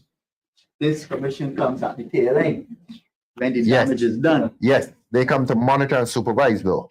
The key person I am extremely concerned with in here is Director General. Mhm. Given the scheme of things. Expand on that it's first, very Neil. likely That Director General, as all offices in Yes. Barbados, is a political appointee. There's no Excellent. doubt about that. Excellent. And that person is a very serious gatekeeper. Yes. In fact, a judge is really supposed to be the gatekeeper, but as Corey has demonstrated through this legislation, Mhm. that there are ways of circumventing that gatekeeper. Mhm. People go out on a frolic of their own, Yes. and then they come back and say, look, we have no also of that evidence gathered by this same legislation can be creatively used in a manner that does not require the use of the wiretapping itself Mhm. as evidence. Yes. Let me give you some information about the Director General, as you pointed out. And again, if you don't get into it, you may miss it. And I want all of us here and the public to understand. The Director General, the reports that the commission uses. So let's for a moment say that the legislation was amended to allow for the president to appoint. the commission. Let's say there were 5 appointed and 3 sit in investigation, so Yes. recusal is not an issue. Right. So let's say we have that in place. Yes. What is supposed to happen under the legislation is that the commission is supposed to get annual reports Mhm. on all of the activity. Yes. The legislation gives the commission the ability then to go into the office of the Commissioner of Police and conduct any investigation with respect to wiretapping. Mhm. They're supposed to be able to access all of the information. So if they were properly independent, Yes. they would have the power to go in and investigate. Yes. Of a curious thing is that the legislation requires the Commissioner of Police to send a report. It does not require the Director General Correct. to send a report. The Commissioner of Police. The Commissioner of Police. So in the early parts of the legislation, Mhm. it brings the two offices together under one common title, authorized officer, right? So the legislation calls the Commissioner of Police and the Director General of the Anti-Corruption and Anti-Terrorism Agency authorized officers. So when it came to the reporting, the legislation very curiously Avoids. omits the Director General Yes. and insists that the Commissioner of Police alone. Why is that? Why do you think that's so? Well, Leader Ralph, I'm as much as I would think that I am very okay, I cannot get into the minds of the framers. No. I just say that it is a curious thing, Yeah. and it is one that we should not bypass. I want to use the word rationale. What's the rationale? I For want. No. There's no. I want to give. There we are. I want to give you one more piece of information that you may miss if you're not looking carefully. And this is why I'm saying these things should not be entered into lightly. Yes. Everybody that has a voice insists we stop, we pause, and have a proper examination of. Don't take my word for it, because I'm not necessarily going to see everything. This should be sent to the Bar Association for comments from all lawyers. It should be sent to It should be sent over to the trade unions. Everybody should have a look in this, because mark my words, Barbadians, this affects everyone. I'll give you the one piece of information that I noticed. The legislation gives personal immunity to the Commissioner of Police and the Director General against any infringement of the Act itself. And who appoints the Director General, please? Well, tell us, Neil. You told us earlier. In the grand scheme It of hasn't things, changed. every Director General, all these forces now have changed. Political appointees, It's as simple as precisely. that, You're avoiding the you president. know. And you have a set of political appointees and you describing them as independent. The other thing also to notice with the commission is that the legislation allows the commission to do its investigation. If the commission finds that the Commissioner of Police has acted inappropriately or breached the Act, Yes. the legislation does not give the commissioner any teeth. All the legislation does is give the commission the ability to serve notice. So if Neil, you are the Commissioner of Police, I am one of the commissioners, I serve you notice and say, listen, Neil, you've breached the Act. But that's it. Yeah. So the Act does not any give, penalty? Any? well, there are penalties in the Act, but it does not give the commission, it does not mention that the commission can refer the matter to the DPP. It should be in here. In other words, if there's a breach of the Act, I believe, so if they have done something wrong that you can cure. So in other words, if they did an illegal wiretapping without a warrant, and they should have gone for a warrant, and they say, okay, we're going to go to court and get a warrant, that's fine. But if the commission has done an investigation and realized that this thing has been used for other political purposes or whatever, that because it is an offense to do that, it should be sent to the DPP for his assessment. And this does not provide for that recourse. So the point I'm making is that even if we got the independence of the commission by appointment by the head of state, there needs to then be serious amendments to allow for this independent commission to truly be a watchdog and to truly hold these persons accountable. Precisely. You cannot put the power to breach a right of privacy of the citizenry into the hands of the Commissioner of Police and the Director General of the Anti-Corruption and Anti-Terrorism Agency and not have a mechanism for their accountability. And if they act inappropriately, if they act inappropriately, that there should be consequences. This legislation fails in that. It fails miserably. And bear in mind that the two authorized officers, the Commissioner of Police as well as the Director General, that they, in terms of in pursuit of this legislation, can do act. There's no requirement for them to collaborate on anything, so they can act independently of each other. But as Corey said curiously, only one is required to submit a report. So what happens when the Director General, who acts independently outside the purview of the Commissioner of Police, he doesn't have to provide a report to anybody in relation to that. And of course, you can't expect the Commissioner of Police to prepare a report on the work of the Director of the General. Director General. That's the Director General must know what this is doing as well. I suppose at some point in time, it may involve the police themselves, Mhm. or it may not. It very well may not at all. But even if it does not involve the police, does not mean that it ought not to be reported on. And that's a glaring loophole. Mhm. With your permission, Yes, please. in looking at the legislation, Mhm. section 9 of this legislation, 9. 9, Mhm. really speaks to the duration of the warrant. Mhm. Yes.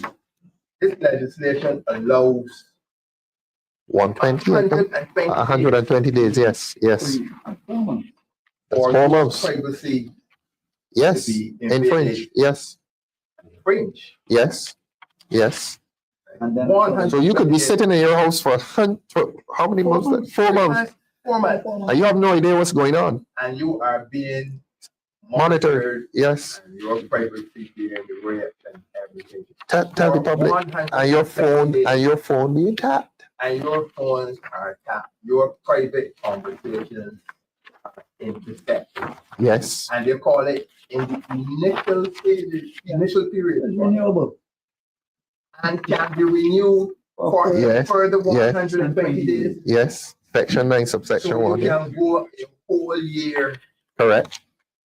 a Being whole monitored. year being monitored. And you have no idea. And you have no idea what this legislation is doing to you. Precisely. Precisely. I think that recommendation in relation to this should be 30 days. Mhm. If so many. 30 days. You say it's so many. Because if after 30 days you can't come up with concrete evidence Yes. of what you set out to do, Yeah. then close the shop. At least the initial idea, look, we're on to something here. We need some more time. And they should be required then to go back to the judge. So look, Go this is back what we to the have gathered. Yes, yes, That leads us to But believe bring that something, more, yes. something more concrete to allow for that extension of the 30 days. But 120 days and an extension of 120 days is not Mhm. right, should not be. Mhm. We should Yeah, concur. yeah. Especially when you take into consideration privacy, the right to privacy. The threshold to get the warrant should be higher. There should be higher scrutiny. 120 days, just, you can renew that, what, 4 times, 3 times, basically? That's right. 3 or 4 times, I depending think that on. is- That's a year. That's a year. So the scrutiny and the threshold should be higher in Mhm. regards to if you want to invade someone's privacy to Yes. get this 2/3 information. of Yes. And if they really come up and if they believe that they need more time, then they should make the application, take the time to do the application, make the affidavit or what's not, and bring it before a judge. And then after a certain time, I believe that if like, there should also be something in here that states that if you do not get certain information in a particular time, you should discontinue the warrant. Yeah.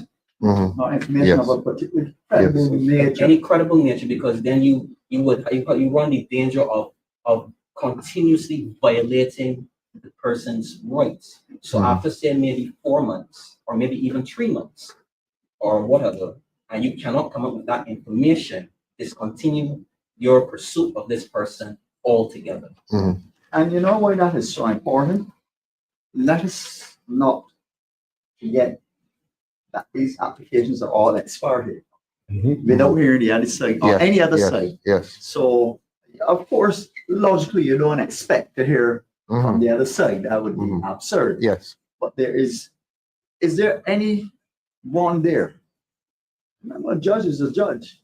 Is there anyone there offer any pushback as against this, except the judge in his own? Mm. I think that any legislation gives a pretty good layout of the considerations that a judge should take into consideration in order to issue the warrant. And as we said from the outset, we have a robust judiciary of qualified jurists. What I would say though And I think the one add-on I would give for the application to the judge for warrant is I actually would recommend that for particular classes of persons, namely lawyers, because of privileged communication between them and clients, reporters, who tend to be a vulnerable class when Sources, it comes yeah. to wiretapping with respect to their sources, Yeah. maybe even doctors, again, because of privilege. Doctors and lawyers are mentioned Right. in terms of. No, but what I was saying then is, and sitting members of parliament and senior members within political parties, those classes I think should be carved out, that an application then should go before the Chief Justice. In other words, if it's exclusively, that you want to up this, or his nominee from the judge of the Court of Appeal, from the Court of Appeal. My recommendation, I believe, is that you need to then recognize that there is a higher threshold for political persons, for lawyers, for reporters. If you look back at the Trinidad case in 2010, the trade unionists, Yes. the targets at that time were reporters, Yes. who were subject to illegal wiretapping. So again, you want to layer a piece of legislation like this with every possible guardrail that you can find. Correct. It will not be perfect, but in its present form, it has too many loopholes, Yes. too many gaps, too many opportunities for abuse of power. Too many dangers. Too many dangers. Look, Corey and panel, I want us to come back because we're really educating the public here. I want us to come back to page 42. You mentioned it earlier, and we have to leave the public with fair knowledge as to what is going on, as to what is proposed. I'm going to look at Rule 3 and schedule, page 42. You said it earlier, but let us reinforce this in the mind of the public. The commissioners shall receive such remuneration as the minister shall determine. I mean, that's an element of control that is unacceptable. If it is an independent commission, why is the minister being given the power to determine how much money they will be paid? That is an element of control that is unacceptable. Somebody on the board is saying we seem to be creating a banana republic or dictatorship. And this is the language of dictatorship. This presence, this omnipresence of the minister and the minister's involvement in something as critical as this, something as serious as this, in which you're, and I don't use the term wiretapping, in which you're tapping people's phones because the phones don't have wires any longer. Yeah, that's where this country is, and that is what this government is attempting to do from tomorrow. Let me ask you a different question, Neil. Not Neil, Corey. I had asked you before, and you did make reference to it. And I'm going to ask you again: do other Caribbean countries have this legislation? Yeah. So that we show that what the government is doing is not anything that unusual. It happens, but we're complaining as to the content of this legislation. And as I mentioned before, you have legislation in Jamaica, Trinidad, Guyana, Belize, the Bahamas, and there haven't been a lot of instances of reported abuse. There are functioning guardrails within these other pieces of legislation in these countries. There have been some instances. You have in the Bahamas, there was a challenge from the interception from external sources. What's that? Which is something that we also have to safeguard against. So you have an external source trying to manipulate the interception for within the country. You had the wiretapping scandal in Trinidad in 2010, which you had a number of reporters, number of political. Tell us about that, please. The details of it in Trinidad, as much as you can recall. Right. So when the then UNC government came into power, there was this quasi-governmental organization which had the equipment, and I say quasi-governmental because at the end of the day, the claim was that the government did not have control over what this agency was doing illegally, and it seems like for decades that they had been perpetrating illegal wiretapping on political figures. No prosecutions were brought, but there the Prime Minister then did stand up in Parliament and admit in Parliament Mhm. that this had taken place. Mhm. Mhm. So we're saying to the public that we are not just pulling the fire alarm because we have nothing better to do. Mhm. We're not pulling the fire alarm simply because it's politically expedient. Mhm. And I think we need to make that clear. There's some issues. I mean, we are in a political environment, so there are issues that will be politically expedient. Mhm. I do not believe this is one of But them. it's And it transcends politics. And I said that earlier because Yeah, we're discussing principle. yeah, at the level of the citizenry and not any you are for this person or for that Mhm. party or for Mhm. that party. Mhm. It Principle. transcends that to the extent that it affects everyone. Rich, Yes. the poor, the B, the D, it affects everyone. So it is a matter of understanding that once our opposition to this, our raising the alarm to this, our trying to bring it to the attention of the public is not about political expedience. It is about a genuine concern for the degradation of simple and enshrined democratic principles within our society, principles that are enshrined within our constitution, the right to privacy. Every one of us are vulnerable when it comes to this. We would not even know that we are being monitored in this matter, Precisely. in this manner. And even the watchdogs are only hearing about it after the fact, via report from the Commissioner of Police, Mhm. no report from the Director General. Mhm. There are all sorts of open, gaping holes in this thing. And yet, we have a government that wants to bring this to the floor of Parliament Mhm. 3 and 4 days after Kaduna. I believe strongly that every Barbadian needs to hold their heads up. If you're listening to our voices tonight, if you're tuning in to us, Mhm. go on your social media, start to ask questions. Yes. The influencers on social media, the so-called influencers, people who have channels, don't matter what your political affiliation is. I believe it is our civic duty of every citizen to ask the questions because this comes home to everyone. It comes home to all of us. And if this passes through the House of Parliament, the reality is, Neil, Leader Ralph, colleagues, there are 29 seats in Parliament held by the Barbados Labour Party. Mhm. Mhm. It is They're going to vote for it.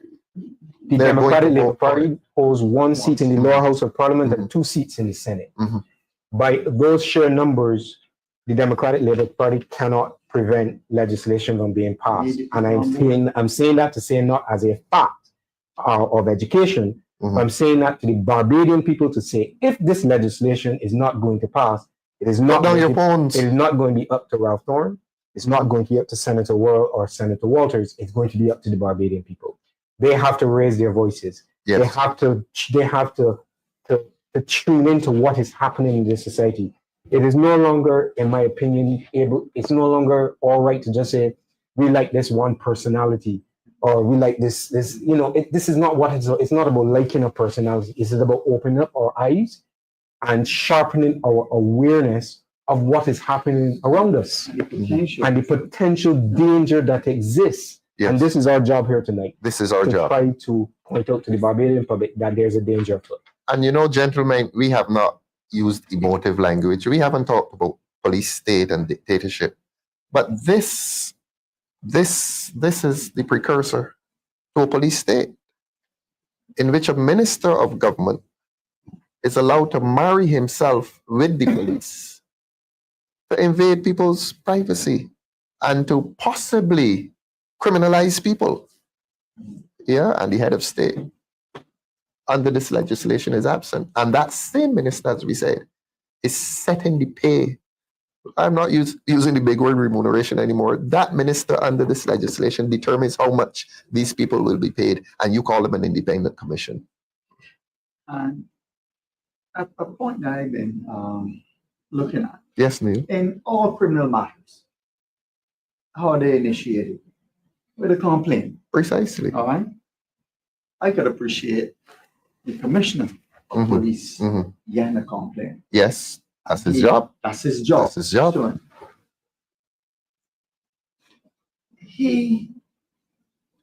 if he, in pursuit of this legislation, carries out investigations, stopping, etc., gets warrants, etc., he then has to report that to the commission. Where does I believe that a complaint initiates in a very similar way to the Director General.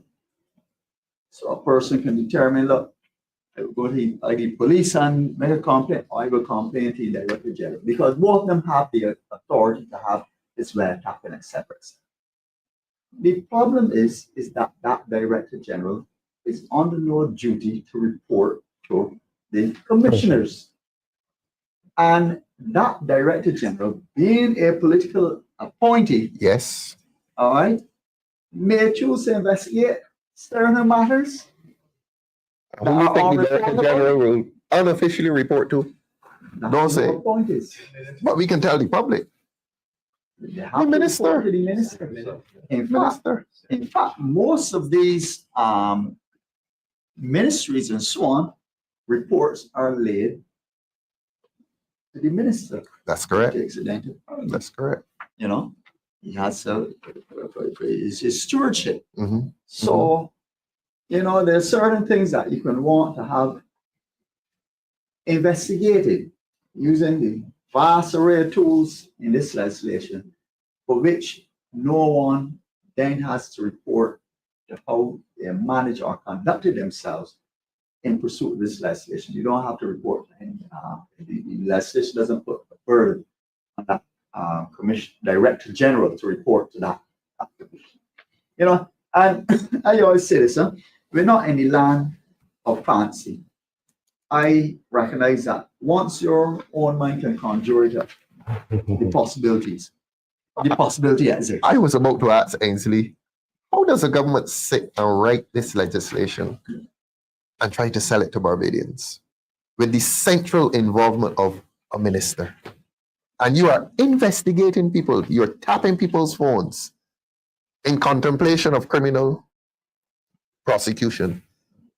How do you do that? I think just how we just thinking. There is something sinister in this legislation in its present form. Yes. And when I look, the Commissioner and Director General, Mm-hmm. the Commissioner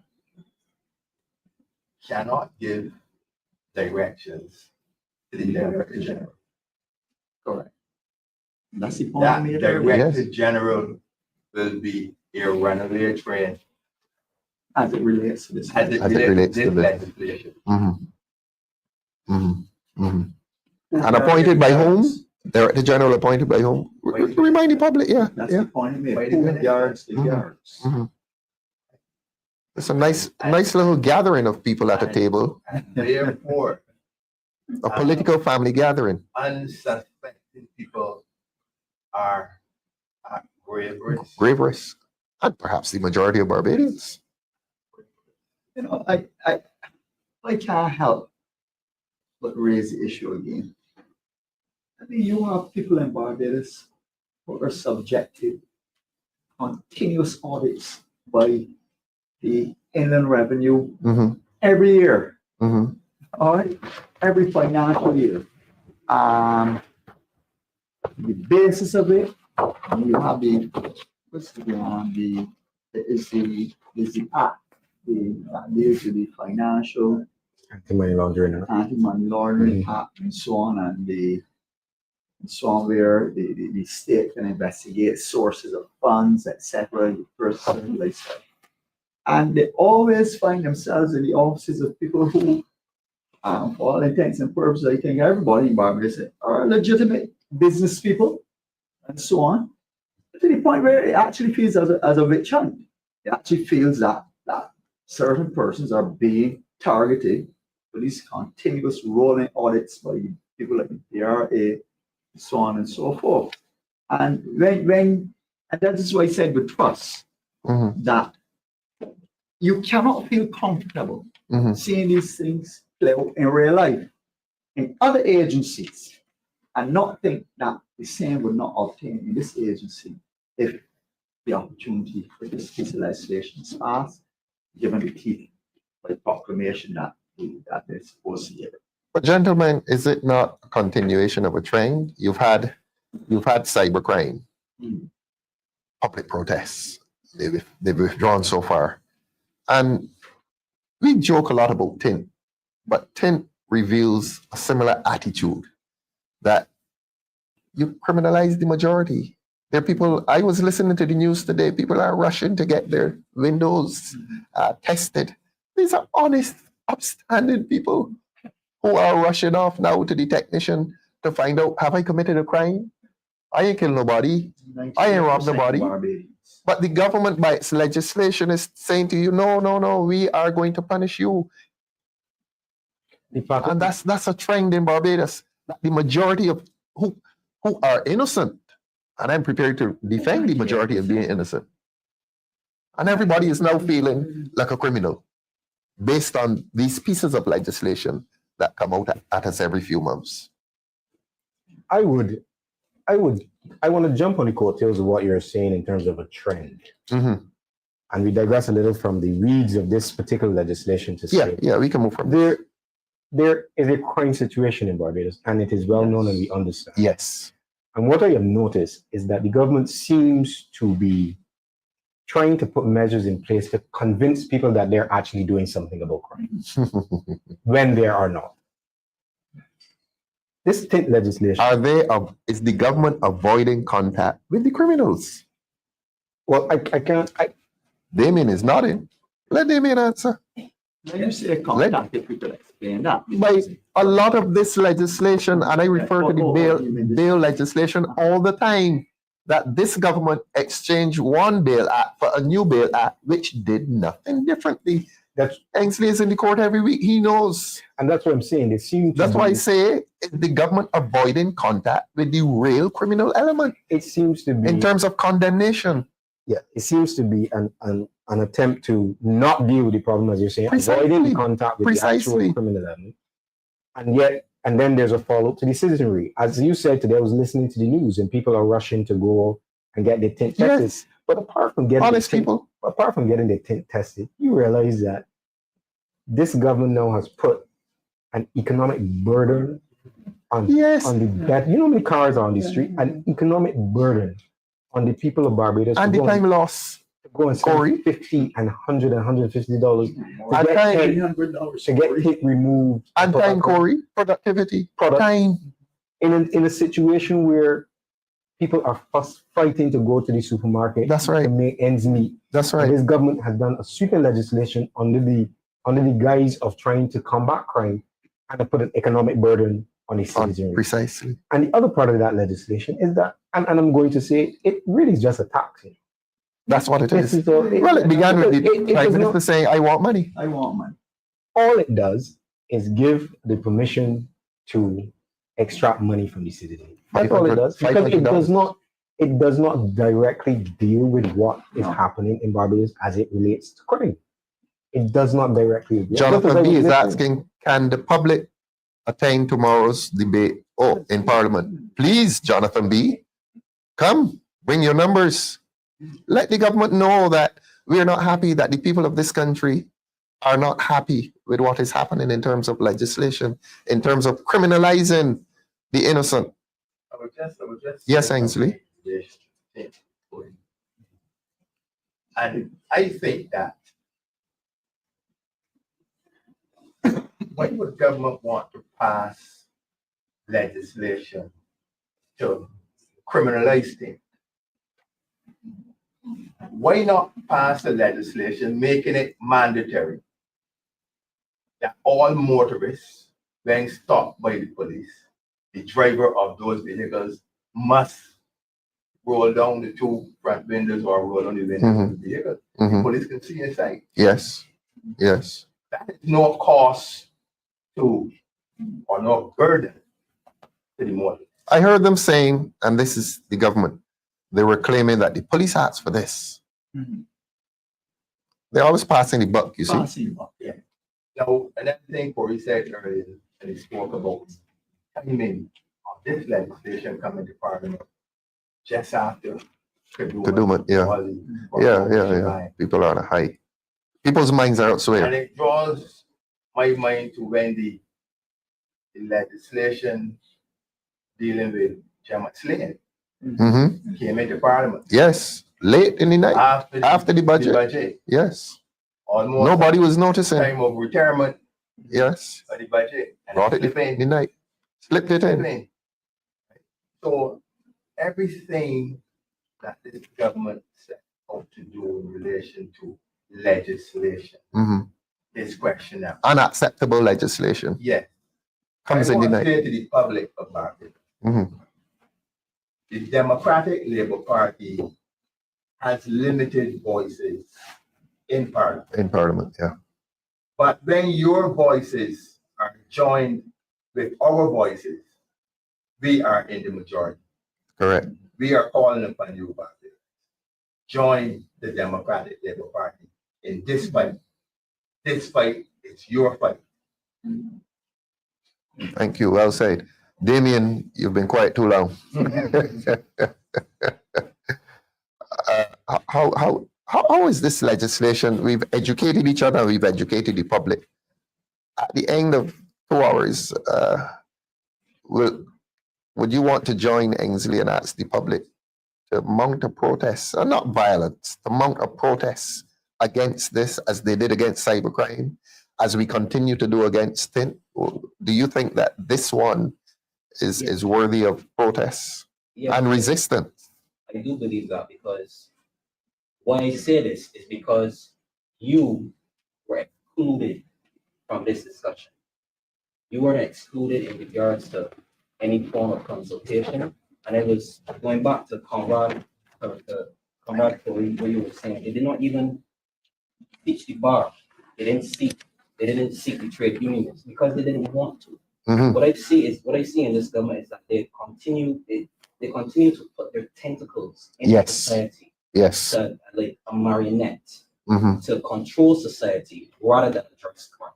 Because this seems to be a crime and punishment government. Yes. The criminals commit crime, but the society gets the punishment. Yes. Yes. And that is something that needs to stop. And I want to ask my brothers and sisters, my Barbadian brothers and sisters, when is enough going to be enough?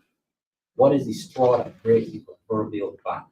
Because time after time, we look past all of the missteps of this government, all of their efforts to seem to implement systems of control that do not speak to your freedoms. As Conrad, as he said, we only have 3 voices in the House and in the Senate. We need you to come forward and speak truth to power to all of these issues, because if we allow this to continue, we will have what they call a banana republic. Jonathan B is asking what time the public can report for civic duty at Parliament's public gallery. In theory, the sit-ins begin at 10 o'clock. I said in theory because the government is so delinquent that most sit-ins don't begin before 10:30. And even CBC acknowledges this. I listen to CBC sometimes and they say, oh, we're going over at 10:30. But they tell us come at 10. I try to get there at 10 because I like to hear the chaplain praying, because I like to quote him during my speech. I suspect I'm one of the few people who listens to the chaplain's prayer.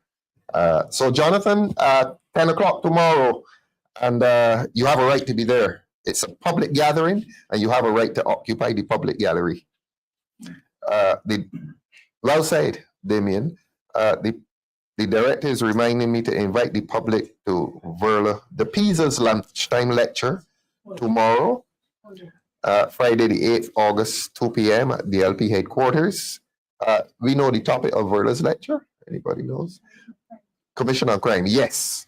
And Verla and her commission just released the Crime Commission report on the 1st of August. Excellent report. I'm told it is now available online. Yes, it is available online. I can't give you the details as to that, but you'll be hearing a lot more of that in the traditional media. We'll be informing you. But Verla de Pisa's lecture, Miss Verla de Pisa's lecture, tomorrow at 2 p.m. at the LP headquarters, and lunch is served as well at 12. Yes. And we are promising the public that the Crime Commission report, having been launched last Friday, will be available online. And we're going to send a lot of hard copies to the University of the West Indies, to the Barbados Community College, to the public library. We're hoping to get some out to secondary schools as well, so that or I'm told to look at the camera. So I can say that. We relax there. Look at the camera and tell the public that we're getting some of those reports into the secondary schools as well, and for the primary schools, because it's very, very reader friendly, isn't it? Yes. So that we have had I think, an excellent discussion tonight. I'm going to give the opportunity for last comments. I think we have time for last comments. Neil, we are protesting this legislation. Yes, Barbadians seriously need to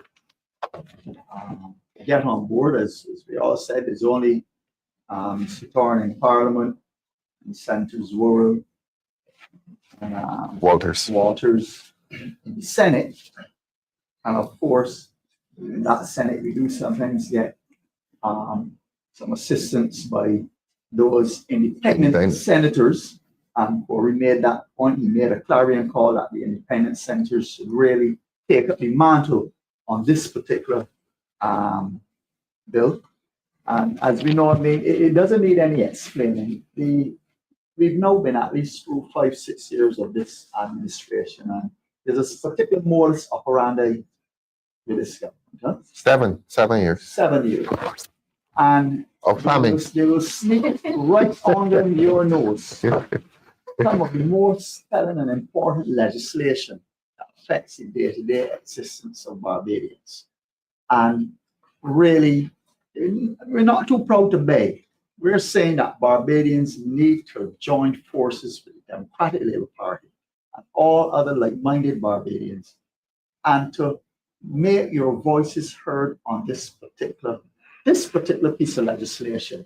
Tomorrow morning, you must get up and bombard those calling programs. Yes. And make your voice heard on it, all the various websites, blogs, etc. And those of you who are able to, you can make yourself present at Parliament tomorrow, at least from 10 o'clock, because there's a public gallery. Yeah. And it is the public's space. Come and hear them. Parliament. Come and hear them try to defend this. All right. And not saying that you disrespectful, but they must see that you're displeased. Yes, of course. With the behavior. Yes, of course. And what they're intending to do. Thank you. All right. Parting shots. Corey? I think I have said quite a bit tonight, and I will repeat my appeal and the appeal of my colleagues that we're asking Barbados to hold your heads up. It is not for us here in this room and for candidates of the Democratic Labour Party, for parliamentarians from the Democratic Labour Party to be the only voices in opposition. And sometimes when you hear an opposition, you think they're just in opposition for opposition's sake. I promise you tonight, this is not simply for opposition's sake, or this is not simply for political expedience. This is about protecting a fundamental right of all Barbadians. We love Barbados. All of us do. All of us love our country. 166 square miles, that is often the envy of the Caribbean and the wonder of many people across the world. And if we in Barbados do not take a stand to protect the things that we have held dear over centuries, protect the things that we have become accustomed to, sometimes even protect the things that we have taken for granted, one day we will hold up our heads and those things will not be available to us anymore. Mm-hmm.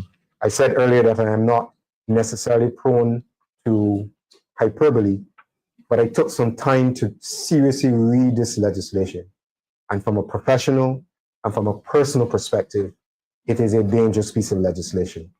I join my colleagues and I ask you, protest, attend Parliament, attend to your social media pages, attend to your rum shop conversation, your domino tables, attend to brass tacks and all of the other calling programs, and ask this government to be accountable for this piece of legislation. Well said. You sounded like a pastor at some point. And a lawyer too. I'm coming to you last, Ensley, the man with the voice. Final words, Damien? I'm going to say a quote that it stayed with me for a long time when I first heard it. Mhm. Evil prevails when good men do nothing. Yes. And at this stage in our lives, the stage of this administration, 7 years, we cannot sit by and do nothing Mhm. because we see the agenda of this administration. They are putting up legislations and systems of control Yes. to depress the Barbadian public, all at the same time while not investing in them to help them with their economic mobility. All they care about is revenue of taxes. Mhm. All they care about is looking like an international player, but they care less about how the people are suffering. My colleagues have waxed poetic about the dangers of this legislation. I cannot underscore it enough. I cannot say it any more eloquently enough. All I can tell you is it is time for you to put on your marching boots Yes. and get out there and march. March on social media, march on the road, march wherever you can. Even if you could just march in your bed and just shout to the high heavens that you don't want this. Yes. Somebody will hear you. We will hear you. We have heard you. And we are here because we want to act on your behalf. And we will act on your behalf. But we need you to stand behind us because 5 voices isn't enough. Correct. 3 voices in Parliament and Senate is not enough. We need all 360,000 of you. I think that is how much our population is right now, roughly about. We need all of you to come out and to voice your disgust in regards to what this government is doing. That's all I have to say. I think that official figure may be 280 plus the migrant labor.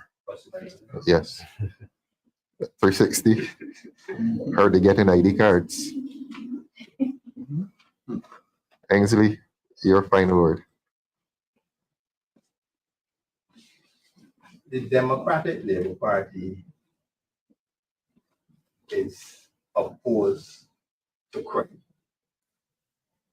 The Democratic Labour Party, being opposed to crime, cannot and will not oppose legislation that seeks to fight crime.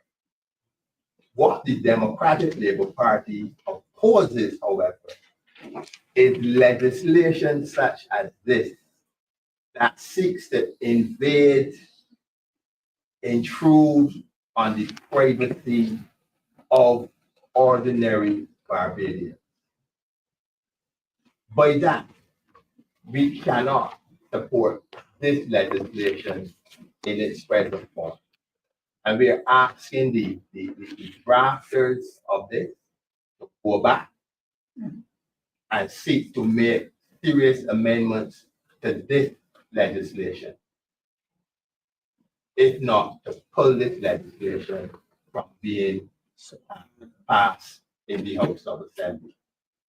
We need your support. As the Democratic Labour Party, we need your support. We are asking each and every one of you to come up, rise up, stand up, and speak up. Lend your voices with us to make it better and safer for you. Thank you very, very much, Ensley. I will just end the night, and I wouldn't gild the lilies of protest here. I can't say it any better. Just to remind the public that our Crime Commission's report is available, Blueprint to Rescue a Nation, and I'm going to repeat. This report contains recommendations throughout. There's a special chapter on recommendations, but in the other chapters, recommendations abide. You're hearing the propagandists of the Barbados Labour Party telling Barbadians that there are no recommendations, and here everything is a lie. Let us tell the truth. And we're going to make this report available to all Barbadians. Let me let out a secret. We're going to place it in the established media as well, so that people see and know what this party is doing in the interest of Barbadians. Again, please come out tomorrow to Parliament, Jonathan B. And your oh, the camera again. and all of you who are interested in freedom and democracy and justice, please resist this legislation that joins itself now with the cybercrime legislation, with the TINT legislation, anti-people legislation, legislation that promotes the interests of a party over that of the people. That is the trajectory on which this government proceeds at this time. Barbadians, please be aware. Please take notice that this government is not acting in the interest of Barbadians. And I'm not trying to be emotional. I am being truthful here. It's been a pleasure, gentlemen. We've had an excellent night. We love to educate Barbadians. That is a part of our purpose here. We're coming back to you on Tuesday next week. If this protest must continue next Tuesday, gentlemen, we will do it. We will do it not in the interest of the Democratic Labour Party, but in the interest of Barbados. Good night and God bless you.